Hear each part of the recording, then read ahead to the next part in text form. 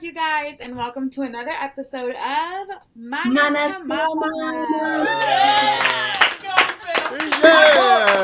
We made it to episode 11. And honestly, the only reason is because Michelle's on my ass about recording, and she's doing all the editing for not only the YouTube podcast, does all the TikTok clips, all the Instagram clips. I don't think we'd be where we are if she wasn't as dedicated to it. I know that we've been kind of sporadic with the filming, and we keep saying like we're gonna get on a schedule, but we're really hoping to get on a schedule starting this week, and for sure sometime in November. There's just been a lot going on. Hops has been back in daycare now for almost 2 months. I've been back at work trying to juggle that. Michelle has two rambunctious kids that are just everywhere. I'm moving, so if you haven't heard the big news, we have decided to move onto a ranch into an RV. Well, it's technically a fifth wheel. We have like a whole separate Instagram page just for RV life. So if you're interested, we'll put the link down below. But you can imagine like trying to get back into the flow of work, dealing with daycare and daycare cooties. Ezekiel has now had 3 colds back to back, 1 hospitalization, and 2 ER visits in not even 2 months. And then just throw on their regular mom life, right? I still have to get home from work and cook dinner, feed the kid, give him a bath, and put him to bed. And I only have like 2 hours to do all that. So, and I know Michelle's been going also crazy with her 2 kids that are just, they're all getting big now, and they all require so much more. I feel like it's easier when they're little because if you put them somewhere, they're not going to move. And on top of all that, I am starting my period literally any day now. Which is a perfect segue for today's topic. Julie's about to start it. I just finished it. So everything is fresh in our brains, as if Aunt Flo will ever let us forget it. So today's topic is our flow. So it's going to be about our periods and just the different phases. I think the whole cycle in general. So let's go ahead and jump right in. I started my period in the 8th grade. So I kind of was like late to the period game, meaning that like all of my friends started at like 5th, 6th, and 7th grade. And I didn't start mine until literally like the fall. Like I had just gotten into 8th grade. I started my period in October. Around this time actually. Of the year. So it's, I've had it for quite some time, and she's not going to be going away anytime soon, unfortunately, even though at least not go away naturally. I'll put it that way. What about you? Were you also in the 8th grade? Yeah, I was also in the 8th grade. The same, all of my friends had started to get their periods, and I had like Julie and our cousins and my mom at home. And so they were the ones who told me, like, pack an extra underwear and pads in your bag. So I would pack it in my backpack, like, one day I'm going to need this. And then it was like, okay, where are you? We were doing our scoliosis check at school, and I went to the bathroom, and I, go, and then it's like, oh, I thought I shat my pants because it was like that brownish red. And, like, I mean, my mom and even having Julie at home and our cousins, like, no one ever sat us down and were like, when you become a lady, like, this is what it's going to look like. So my innocent brain was like, period, bright red blood. Anything else? Like, what is that?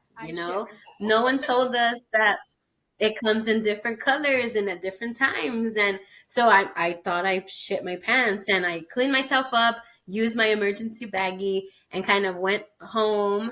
And then again, it happened again, obviously. And it wasn't until like a whole day passed until I told my mom, like, this is what's happening, because I felt embarrassed. Like, what if she's like, no, girlfriend, you really just shit your pants, like, and just that kind of embarrassment stigma that surrounds it, especially in Hispanic culture, where it's kind of like, it's going to happen, but no one prepares you for it. I know people who have been like physically punished because they stained themselves, but like they didn't know what was happening.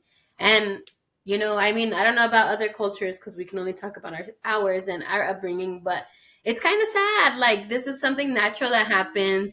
everyone kind of knows it's gonna happen. Obviously, with the chance that like something is, you know, not okay in your body, but for the most part, this is what happens, and then it's like you're getting hit for something natural. Like what? That's how Um, they have no like. They haven't been prefaced. They haven't been like given any information until it's like, oh, te manchaste? Like, let me beat your ass real quick. Like, that's nasty. That's dirty. Like, that's natural. yeah, it is. I started my period when we went to the LA County Fair for the LA County Zoo or Los Angeles Zoo for the very first time with my Theo Bird and my Tia Debbie. I remember like we went and sure enough, sure as shit, fucking zoo, not even my mom being around. I started my damn period.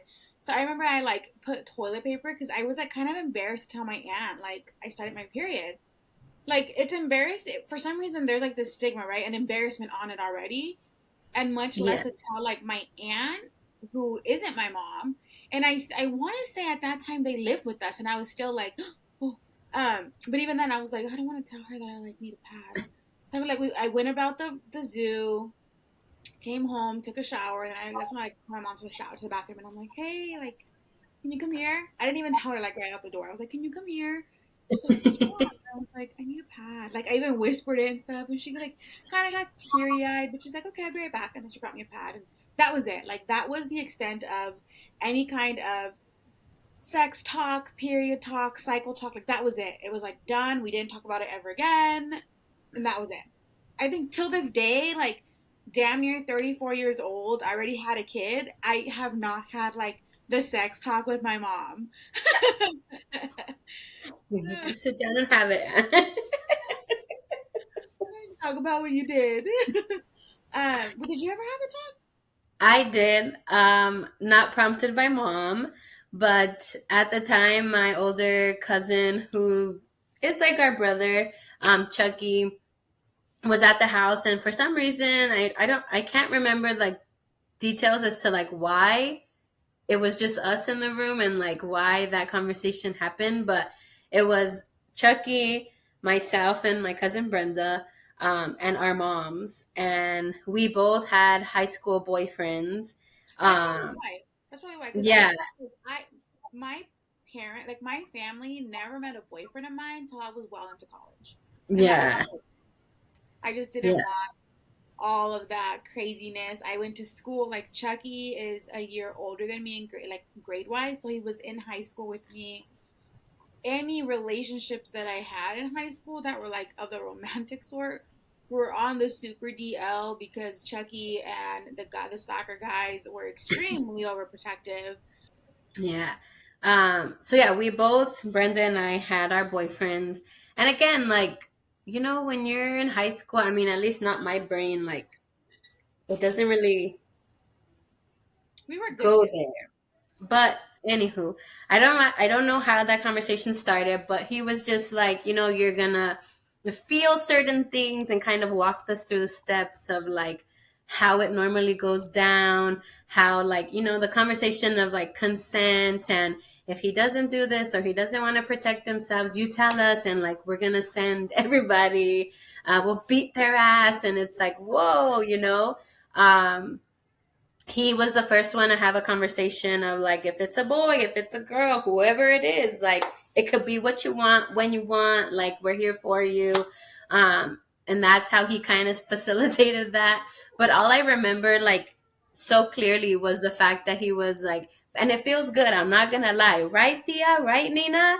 And then my mom and my Tia are just like, pues sí, yeah, uh-huh. And I'm like, what? Like me and Yeah, this Brenda makes are sense. just, yeah, like so innocent. Like, what the heck did Chucky just start? Like, how did this end up? I think that's when we appreciate the role that he kind of used as our older brother because we only have like it's only us three girls. Because Yeah, like he was 16, my parents basically adopted him at 16. He lived with us and he graduated to live at my parents' house. He basically was our older brother. And he's the one that kind of was like, don't trust no dude, like fuck them all. They're all pieces of shit. Like, don't fall for the sweet like talk. Da, da, da, da. Especially when it came to Michelle and Alyssa again, because he was no longer in high school when they were in high school. For me, it was just a whole thing. Like, for me, it was like, don't touch her, don't look at her, don't nothing with Julie. Like, she is off limits. Yeah. I actually remember, kind of to go off topic, but just another Chucky story. This is how like protective he was, specifically of us three, because he grew up with us. Like him and I are a year and 4 days apart, so we always had birthdays together. He's always been around. My parents were his godparents.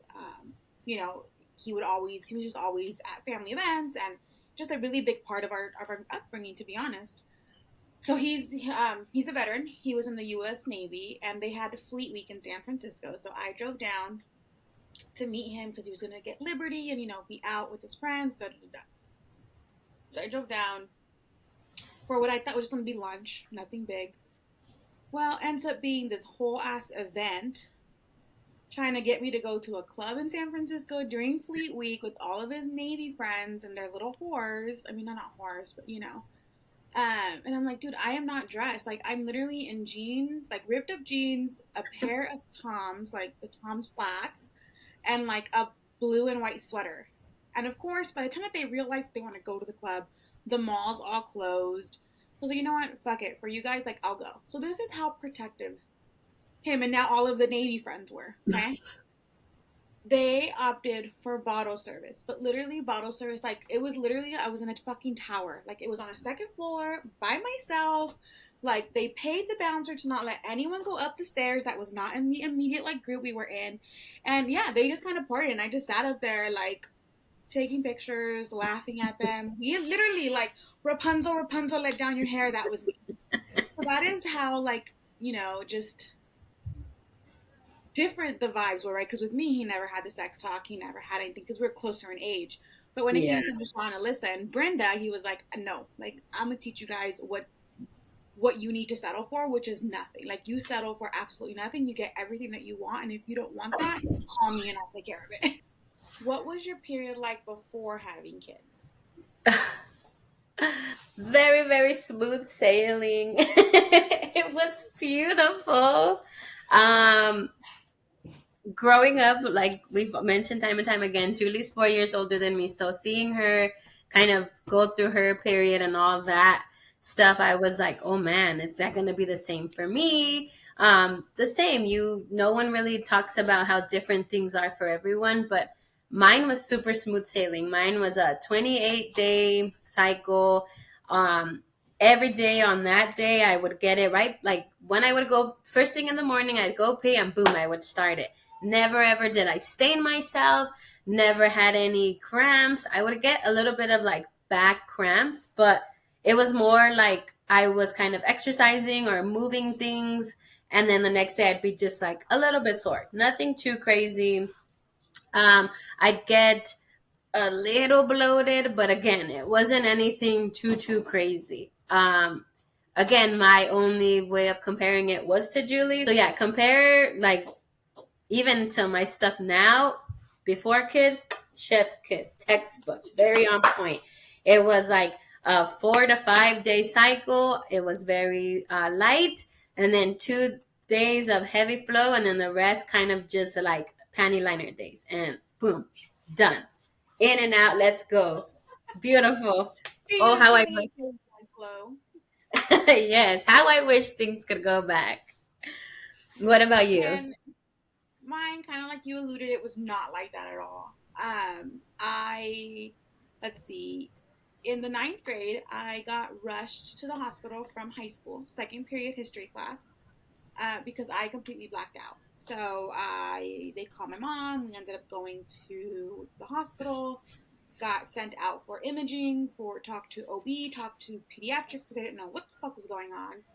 Um, they accused me of being pregnant. They were like, come on, don't lie to us. You're jeopardizing your health. And I'm like, dude, I'm not fucking pregnant. Like, I would tell you.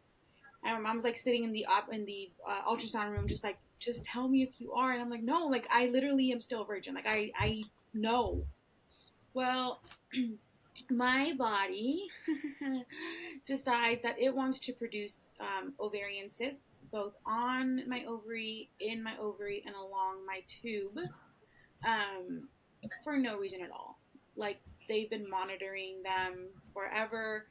They burst when I ovulate from that particular side, and then my body grows them again before I ovulate from that side again.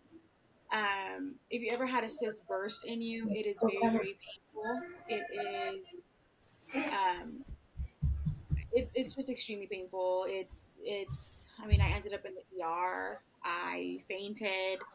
I remember specifically, we were like, it was like around summer. We went like running around the neighborhood. Like me and Michelle were running, and then my mom and Maritza were like walking. So we obviously were like ahead of them. And I remember I like started throwing up, like keeled over on the middle of the sidewalk, like damn near dying in the fetal position. And Michelle just looked at me and I said, "You need to run home and get my dad." And she's like, "I don't want to leave you." And I was like, "No, like you need to. I'm dying." So sure enough, she runs home. My dad comes back in the truck, picks me up, throws me in the car. I go home, plays in, I lay down in my bed, and I'm just crying, looking like the damn exorcist because it hurts so bad. So at the ripe age of 15, I got put on birth control because that was going to fix the problem, and I think that was prescribed to damn near everyone that reported any kinds of issues. Just because doctors tend to be prescription happy sometimes, and there's just not a lot of information. Now there's so much that I wish would have been available to me as far as knowledge. Right, the internet is massive. There's Instagram, there's TikTok, there's YouTube. Had I been more informed at the age of 15, I don't think I would have gone on birth control. There was no reason for me to be on birth control. I wasn't sexually active. I didn't really care about having my perfect cycle mapped out because it never really was. Um, and it was just very, very, like, now it's kind of sad that I got put on birth control at 15 as like a, here, shut up and go home. That didn't stop the issues that I had. I had issues, I mean, damn near forever when it comes to reproductive health and in that area. Um, so then I got put on birth control. That kind of at least gave me prompt as to when I was ovulating from that particular side. So I was mentally prepared to deal with the bursting cysts that was, it was going to be inevitable. My body just creates them. They're not cancerous. They're not anything that can be taken out because my body just makes new ones. So I go, they measure them. Whenever they see them, just kind of keep log that they're not getting too big or that they're not concerning, but they always grow back around the same size. At least they did. But for the most part, it was very, like, besides that pain, like the initial, like from ovulation to bleed, that was very painful. But the actual like bleed and period itself was fairly easy. Like the first day, uncomfortable cramping, and then heavy, heavy, medium, medium, medium, and then light. My period generally lasted, if I got one, because it was also not very consistent. Punctual? No, what's the word I'm looking for? Predictable. It wasn't predictable. Sometimes I wouldn't get it. Sometimes I would get it for 10 days. Sometimes I get it for 3 days. Sometimes I'd get it just one day. And that just is because my reproductive system is not like on any kind of schedule. She does whatever she wants. So during that time, she's the boss. My attitude, for the most part, I try really hard not to complain because what am I going to complain about, right? Like, again, not knowing what everyone goes through, I thought that was a normal period. That was my consensus of what a period is. Cravings, not really. I've never really had cravings up until I got pregnant, so that wasn't ever anything crazy. Then when I was finally sexually active, I got put on birth control. I've had Mirenas, I've had the arm implant, I've had Paragard, I've done the pills. When I was on Mirena the first time, my period went away after 3 months, and it didn't come back for 5 years, which was amazing. But now I'm like, how horrible is that? Right? Like, to not let your body do what it's supposed to naturally do. Like, that's kind of scary. And then I got another one put in, and that one just didn't sit well. Like, it would just give me a lot of issues. Then I did the arm implant. Again, got a period like 2 months, and then no period for 3 years. Again, how horrible. And then when I, ended a long-term relationship and kind of was just doing me, I got off of everything. I was like, no, not for me. And then there was just a bunch of other issues trying to get myself ready to finally conceive our son. And after our son, I'm on Paragard, and I love it because it's like, okay, there's something there. But at the same time, I still get a period. Like, it's non-hormonal, which is the good thing, because when I was on hormonal birth control, ooh, girl, like, shitty skin, shitty hair, my nails wouldn't grow. Like, I would get like really bad cystic acne to the point that I didn't want to be in pictures. I didn't want to go out. I refused to leave my room sometimes. Like, I was so depressed because I was so self-conscious of the cystic painful acne, and no amount of makeup could cover it. It was just that bad. I didn't get acne till like my late teens, early 20s. So it was like rough. It was rough, rough. You were on birth control too, right? So I did the Nuva ring, and then my body does this random thing where it likes something, and then it just like it has an allergic reaction to it. Then I did the Nexplanon. Nexplanon, and that one the first time was great. The second time messed me up. Full blown depression, really bad cystic acne. Um, got off of it like right before my wedding or after my wedding, so it was like I was going through it for the wedding. I was like, I can't look like this for my wedding. Some weight gain, but again, once I got off of it, it took me like 2 weeks to like wake up one day and just like feel silent in my head. The rashes went away on my body. My acne cleared up. And at that point, I said, never again am I going to get back on birth control. Right after the wedding, we started family planning. So my thoughts weren't even for birth control or how to like prevent me from getting pregnant, but I just knew like I'm never getting back on that. And even now, post kids, like we're done, but I'm not on birth control. I think it's also very interesting that, like, at least when you were younger, your cycle was your period. No, the cycle is the entire thing. Like, there's different Yeah. points at different cycles that cause different things to happen and come out and feelings and stuff, but that's not talked about.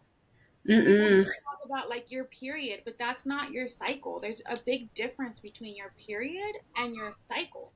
And even then, like even in high school, you're taught like even the conversation with Chucky, like you have sex, you get pregnant, Always, and it's like always, no matter what yeah, cycle you're like in, no matter what, and it's like not until you start trying to have kids. trying to have it and like researching and okay, how do we do this? When do we do this?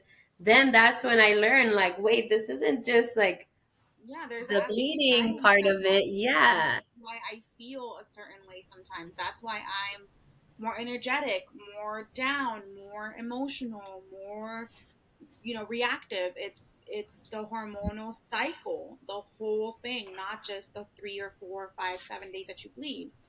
It's exactly. very interesting to me now. Again, I wish that we had as much information as we do now back then. But now that I've had my son, I will say people that say that you don't get a period when you're breastfeeding, y'all a bunch of fucking liars. Cause Not for I me. I exclusively breastfed my son. We did not try formula until December, so he was already 5 months old. But Miss Flo came back exactly 5 weeks and 6 days postpartum. She made her appearance, and although I was like, "Fuck," I was also kind of it's interesting to me that since I've had him, my periods are much more predictable. I don't suffer from like the ovarian cyst pain as often. I don't know if I still get them if they're done, but I'm just gonna let that be. Um, my symptoms now, I mean, now that I'm more in tune that it's a whole cycle and not just the days that you bleed, I am more aware of what's going on with my body because I'm also not on hormonal birth control. But my symptoms, I can be really, really just needy. And I know that Omar's like, stop, like, I'm right here. I'm like, I don't care, hold my hand or give me a hug. And he's like, what's wrong? I'm like, nothing, just hug me. I can also be a raging bitch for no reason. Like, I think that's a little bit of the postpartum rage that's coming through, or the irritability.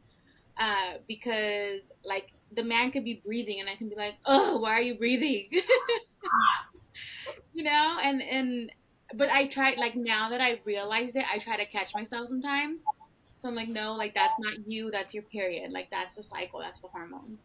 And, I'm 16 months almost postpartum, so there's another hormone shift happening. It's just, there's a lot going on in the world that I internalize, and I'm working on that. Cravings wise, I don't really have necessarily cravings, but more recently, one thing that I've noticed that I tend to want more of is I want more salty food, specifically chips and salsa. Like, I'm always a chips and salsa girly, but I'm like, ooh, and we try not to keep chips in the house because there is no self control. So that's been a little rough. How's your period been after the boys? Um, the same with me. I got my period like 5 weeks and 6 weeks after. With Leo, I had just two periods before I ended up getting pregnant. Um, which again, I was like, wait a minute, I'm breastfeeding. And then Diego was like, hi, mom, I'm here. Um, but now, after I've had babies, it's kind of gotten a little bit worse. Now I get like a migraine the week before I'm gonna get my period, and on a good week I get it like 2 or 3 days out of the week, and other weeks it's like full on all 5 days, like light sensitivity, noise sensitivity. So it's a little bit hard, especially as a stay at home mom. Yeah, you need I'm to call out. I mean, there's times where Yeah. I want to just fly down and help her because she just sounds miserable. I started getting some cramping in the last couple cycles I've had. And recently, this last one, I got breast tenderness. Like it took me back to like my breastfeeding and gorge days, like that kind of pain. Where like even the boys like hugging me or playing or jumping on me was like, oh, I was like, I do not miss this. And again, I'm not used to it. So it's all just kind of like, I feel like a new woman. I'm like, what is this? Cravings, I don't really crave a lot. I just want to like eat more, but it doesn't matter. Like I'm not a sweet or salty. Like whatever's there, the fruit, the candies, like I'll reach for Give it anything. all to me. She doesn't discriminate. I just want to be eating. Mood wise, I think I'm just like very like sensitive to any kind of emotion. So like if I'm mad, I'm mad. If I see something happy, I cry. If I see something sad, I'm crying. And that's when I'll be like, what week is it? And it's like, oh, okay, I'm coming up on my. Then I'll get the notification on my phone, like you're gonna start your period in the next couple days. But Yeah, I mean, what? but again, that's something that it's not talked about. You just are either like in a really bad mood, like how many times have the guys like checking and they're like, "Oh, why are you being so mean? Or why are you being such a bitch?" It's like it's my fucking hormones, okay? It's my hormones. It's not me. She It's has a whole happening new inside me. identity outside of her period cycle, and that is the raging bitch that is. Um, no, but it's definitely very interesting now. Like again, just how much more knowledge you have, and I don't know if it's because we're just older, or we have a little bit of experience in the medical fields. There's also so much available, like I said, on Instagram, TikTok, YouTube. Google's there, at all hours of the night. Like, why am I crying totally the week of my period? Well, this is why. Or like I specifically have been using Ovia, the Ovia app, even before I was pregnant for cycle tracking. And even there, we're like, are you feeling emotional? How are you feeling today? It's like, oh, it's because you're in this phase of your cycle. And I'm like, oh, got it. Why are you more Makes irritable? sense. Oh, got it. So it's definitely, every cycle is different. It's definitely a learning curve that I'm now learning, and so is Omar, where he's like, oh, you're being so, why are you being so needy? And then he'll be like, oh, just kidding, that's fine. But let's go ahead and move right along into some of our products that we've used or have used, don't use anymore, etc. I have most items here on the desk in front of me. So, again, if you don't want to see this shit, just fast forward. Scurry along. But for those of you that are, not new around here, you guys know what a panty liner is. Very thin. I prefer I think this is L brand, maybe. I don't remember. And this is their pad. Growing up, we were always girlies because my mom used always with wings, but I try to now again, you can call me the hippie trippy in me, but I try to use things that are a little bit more natural, specifically because they're right up along, like against my area. Um, Did that have any issues with me trying to conceive my son? I don't know. I'm not a scientist. I'm not going to claim it did or didn't, but I just feel more comfortable being in a more natural product, if you will. So that being said, I very rarely use tampons now. I used to live by tampons. Now I don't, unless it's an emergency and I'm like out of like stuff at my desk or in the car, and I act like all we have is tampons. That's fine, but I don't know. They kind of scare me having this in you for hours at a long time, just collecting all the stuff while it's still in you in a cotton form. Like, me da no sé qué. You know what I'm saying?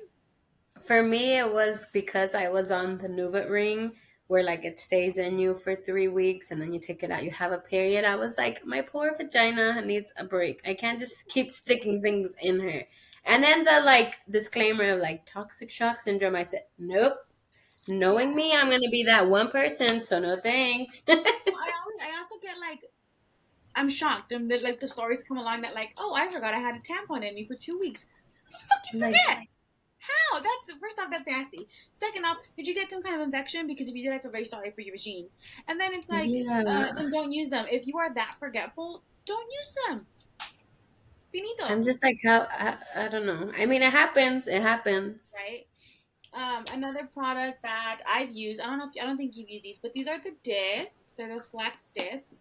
So they basically, I think, look kind of like a NuvaRing. There's like I don't even know what it's like medical grade silicone and stuff. And then there's like a little. Oh, here, I'll just open one. I haven't managed to use these either because the thought of shoving something in me after having my son, even though it's been 16 months almost, I just can't. But this is what the disc looks like. It's the flex disc. So this goes in you. And yes, it's kind of weird, right? Because I'm willing to have this in me, but not this. But this kind of just catches everything. So you stick this in, and then it opens and sits like this at the base of your cervix.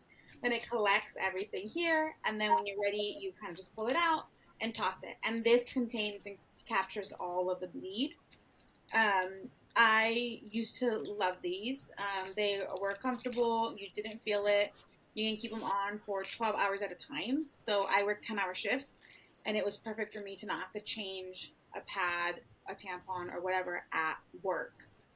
Especially when the craziness of the pandemic hit, I was working in the lobby sometimes the entire 10 hours, depending on what our clientele looked like or what we needed. So I'm not gonna lie, there was times where I would forget to go to break and forget to go to lunch and not drink water. So knowing that this was able to like at least hold me till I got home was very, very like peace of mind.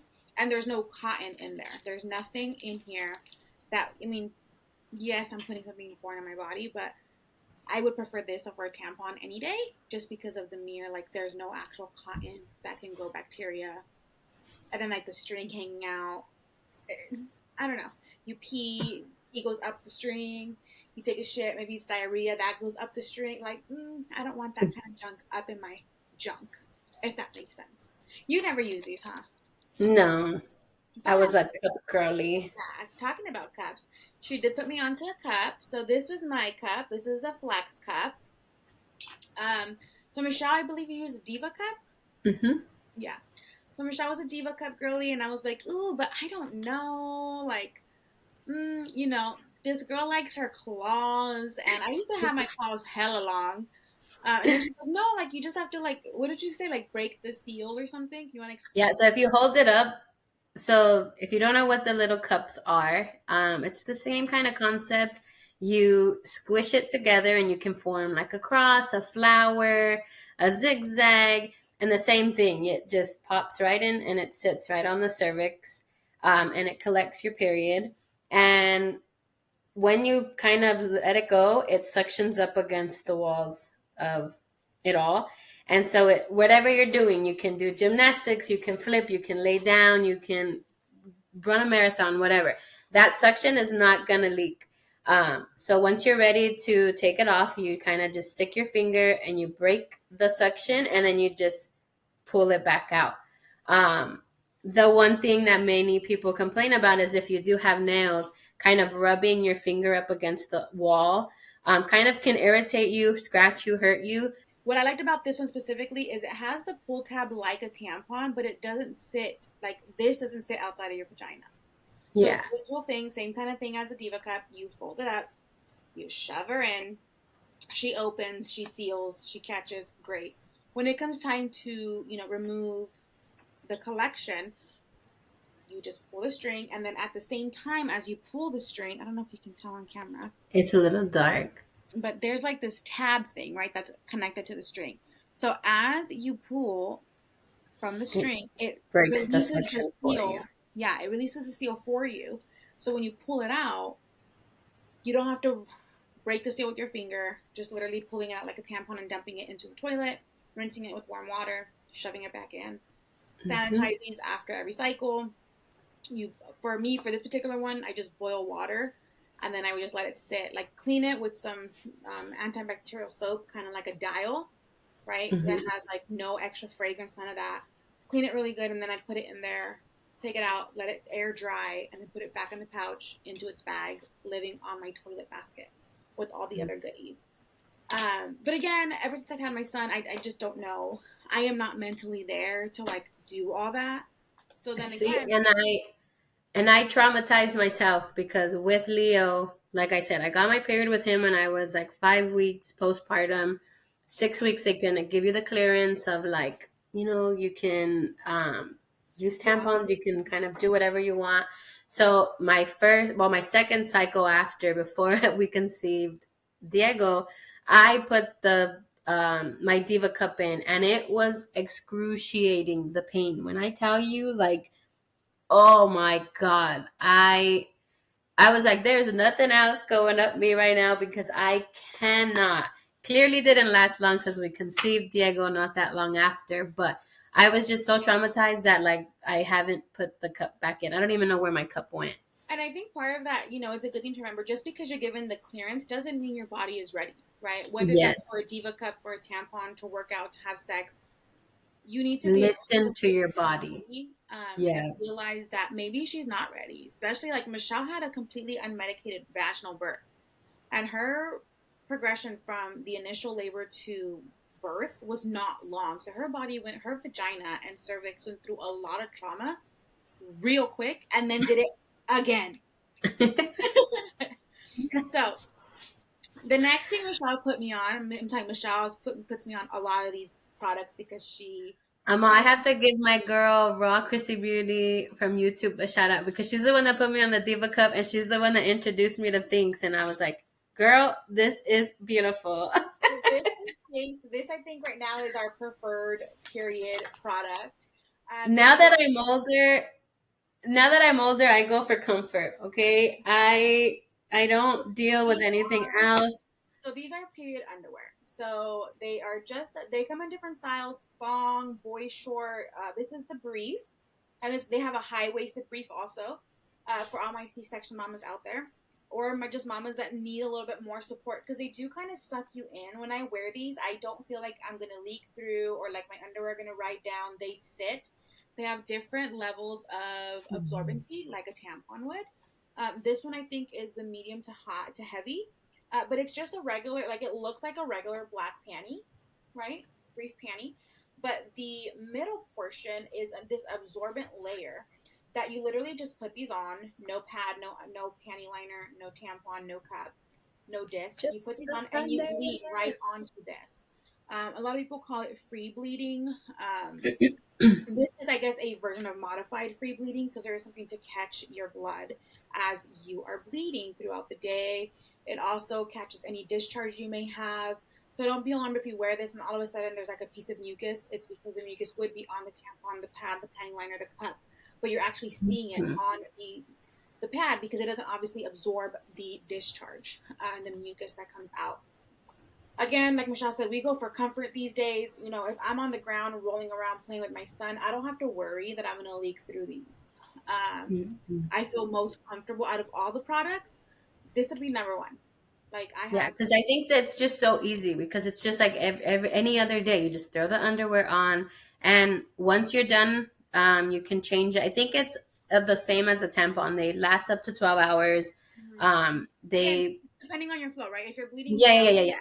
You want to like exchange it. You just rinse it in their water, kind of get all that blood out, and then you just toss it in your washer.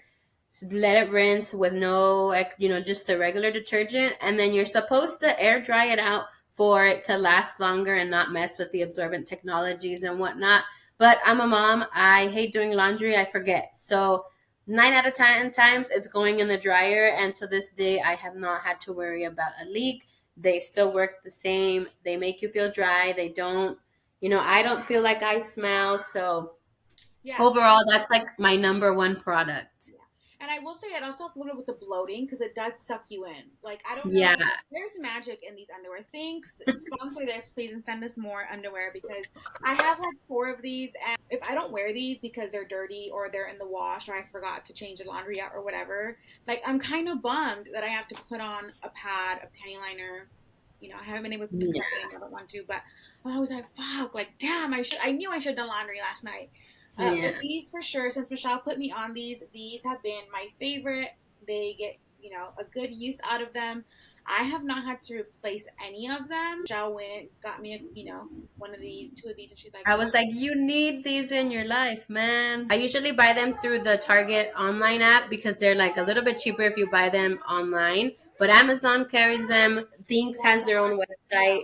Sometimes you can find them like on sale at Walmart, or there's usually a cartwheel for them, or I guess now it's called Target Circle for them. Yeah. So if you are, need a little bit more flexibility, a little bit more comfort, a little bit more, something that's a little bit more natural, definitely give these a try. I always carry in my like diaper bag, my car, my purse. I always have my little emergency baggie, and I carry everything with me: a separate pair of underwear, tampons, pads.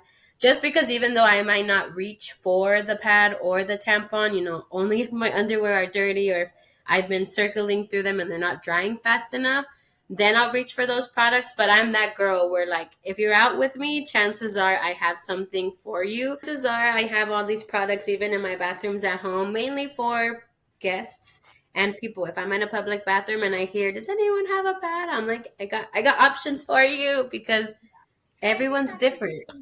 I think that's also important too that we acknowledge that people have different preferences, and at Yeah. least now, like, I want people, especially girls, right? When they go to my house, I want them to feel comfortable in asking for products, right? Or not even asking. Like, if they're on the counter in the bathroom, take them. Free for all. Also, something that I appreciate now about the partners that we have. He's not like, ew.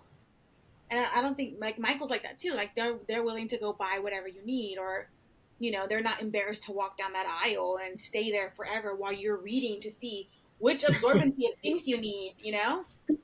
And he knows too. Like they know. Like Omar knows if I tell him like, "Hey, can you bring me my underwear?" Cause if I'm in the shower, like he knows what that is. Like before, can you bring me a pad, a tampon, a panty liner? Like he knew what that was, or he would bring me the whole little box. And that's just something, if your man isn't going to buy you pads and tampons and underwear, then you need to really reconsider. I'm just kidding, but no, I'm not. Because there's nothing. It's just natural, and I think that's why I'm working towards kind of educating my boys. They're only about to be 3 and 2, and they know, like, That you know, part. there's no. I saw something online that said, how can like, raising a son is a big responsibility, right? You need to raise him, quote unquote, right, whatever your right is. And for me, one of those rights is to acknowledge every part about a feminine body, every part about a female. Yes, they can be beautiful. They can have beautiful hair, always have their nails done, always have a beat face. But you have to also be willing and accepting that the body does natural things. One of those Mhm. is bleed. And you shouldn't be embarrassed. You shouldn't be disgusted by it. If your girl stains herself, fuck, give her a pair of shorts. Give her a pair of sweats. Keep some clothes And in for move her. on. Yeah. Keep stuff. Like, be, you're, like, Omar is my safe space, right? I can be vulnerable with him. And if we were at a family reunion not too long ago, and I was wearing shorts, and I sat down, I was like, ugh, like, I stained myself because I wasn't wearing my underwear. They were in the wash. And just the craziness of keeping up with Ezekiel and, seeing everyone and going from place A to point A to point B, I stained myself. And he's like, okay, let's hang out for like 5 more minutes and then we'll leave. And I was like, no, like I didn't want to be the reason that we had to leave, you know. But he was even like, no, like you're not comfortable. I don't want you to feel like embarrassed to get up or uncomfortable. So, well, it's okay. Like we'll head out. And just like the fact that he was willing to leave this unofficial family reunion because I stained myself, and I wasn't like, he wasn't embarrassed or like, oh my god, you know. He was like, okay, well, go ahead, and we'll head home so you can, you know, freshen up, and then we can just stay at home. We're not, you know, we could just, it's not a big deal. And I remember I was like, oh my god, like totally different than when I thought he was gonna be like, well, then go home and change. I mean, not that he would ever do that, but he was like, oh, Yeah. no, anything, like, you know, when you get up, I'll walk out right after you. Like, you know, it was very, and it wasn't so much that I was embarrassed. He just wanted to make sure that I was comfortable. With that being said, since we are talking about the feminine body and all things girl, Embracing it. uh, this episode's small business shout out is going out to, drumroll please, The at Mrs. Collection. Yay! So the Mrs. Collection is owned and run by this amazing woman. Her name is Jen. She is a photographer. And the Mrs. Collection is her specialized boudoir photography. And when she started the Mrs. Collection, she posted these really beautiful pictures of women, different body styles, different sizes, in very classy looking poses, even though they were either booty ass naked or in lingerie. But it never once looks trashy or soft pornish. It's very, very elegant. I took it upon myself to reach out to Jen and book a session out in in Oregon. She goes between Oregon and Southern California. So I was like, you know what? Fuck it, now or never. Let's do the damn thing. I went out there. She shot me in a forest, booty ass naked. She shot me in one of the rooms, one of the hotel rooms. Very beautiful pictures. I never felt uncomfortable or self conscious. She knows how to work angles, make things look like they're not there or like they are there. And she's just a very, very easygoing. Even the vibe, her whole vibe is super laid back and mellow. Um, got the pictures back, absolutely loved them. You know, a lot of, some of it is, like I said, booty ass naked, some of it is lingerie, some of it is in Omar's Dodger jacket, when I couldn't really show that one to anyone because his Dodger jacket is very custom, so I couldn't like show that particular picture, but it's one of my favorite pictures. In a bathing suit, like the pictures are just chef's kiss. Like I don't know, I don't even know how else to explain it. So I showed the pictures to Michelle, and she was like, "Oh yeah, they're cool, but not for me, you know." And then when I was pregnant, she also does maternity boudoir and couple pictures. I went with Michelle, and she helped me get into and out of like my jeans, and you know, helped me stand up on the bed and stuff like that. And again, pictures were beautiful. A very different maternity shoot, but still very beautiful, very empowering. And honestly, I have a strong feeling that Ezekiel will be my only kid, my only biological child. So I hold those pictures even closer to my heart because when I was able to get pregnant, I was able to stay pregnant and deliver this healthy little boy for the most part.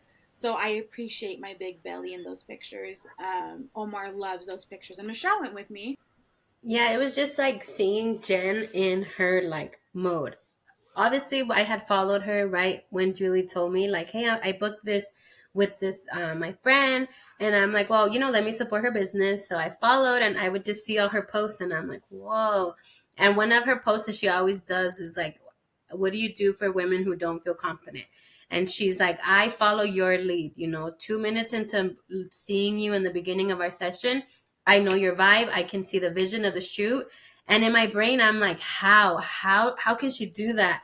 And like, she knew Julie, she had shot Julie before, but even the way she interacted with me, someone who was just there on the sidelines, like not even in the shoot, not even booking a shoot, like she made me feel comfortable being there. And I was like, whoa, like the magic she has, like if there was one thing Jen was born for, it's literally to do photography, and like that kind of photography that she specializes in She had me sold. I said, when can I get on your books? And so finally, next month, my husband and I are actually going to do the couples mini session with her. And so I'm super duper excited to see how they come out, because it's crazy to see her kind of work her angles. And like Julie, I think she just like threw her on the bed and was like, wrap this like sabana over you. And I said, what the heck? She's the professional. And then seeing the photos after, I said, what the heck? Like, she just works the magic so much. So I'm excited to kind of experience it on the other end, where I was kind of just like in the corner. Like, she has her assistant, they're doing their thing. My job is just to help Julie in what she needs. But I'm super, super excited. And she does like wedding photography. She has like wedding bundles. She does family shoots. So give her page a like. And she's always posting, like, I snagged one of her deals where you get like an early bird special and you get to have like a discounted price and you get to pick the time, And you have a guaranteed date, spot because she and a does guaranteed it spot, out. because she fills up. She Yeah. fills up. She's always posting like, these are the dates. And then like 3 hours later, it's like half of them are gone. And it's Yeah, like, she what? because she is very booked. She is not necessarily selective with her clients, but her availability. Because if she's shooting too many weddings, she's not going to take on as many mini sessions because she also needs time to edit the photos and get them back to you. But like Michelle said, she does book up. So if you are interested, if you want to get it as, you want to shoot Christmas pictures, shoot them now with her. She has a couple dates, so she's going to be back in Southern California. Southern Mm-hmm, California, mm-hmm. she shoots between San Dimas and Fullerton, I believe. And in Oregon, she shoots, I believe it's like Portland, Hillsboro. So if you're in either one of those two areas and you're looking for a bomb ass photographer that'll make you feel confident no matter what your size is and what you're wearing, definitely, definitely, definitely check out Jen. Jen, if you happen to watch this, we absolutely appreciate you. We love your work, and you literally are a creator of magic and empowerment to women. Don't ever stop doing what you're doing because you make No, and every woman feel beautiful in their own skin. yes, and really, like, if you guys, like we always say, traction is what gives these businesses things. But if you follow her, she'll randomly put like, I want to do this like 70 theme shoot. If you're interested, hit me up. They did a shoot with like a Vespa, and she was like, I have a theme, message me. And literally a week went by, and then she posted photos from those No, it's sessions. beautiful. Like who, like there's so much creativity in her brain, and sometimes she'll wake up and be like, you know what? I woke up in the mood to be like extra giving.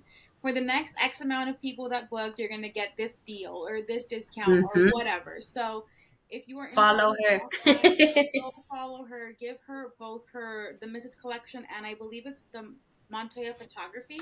We'll put both of them down below, and we'll make sure to tag both of them. But definitely, definitely, definitely check her out. Jen, Oh, there's it is the Montoya collection. yeah, let me tell you a collection.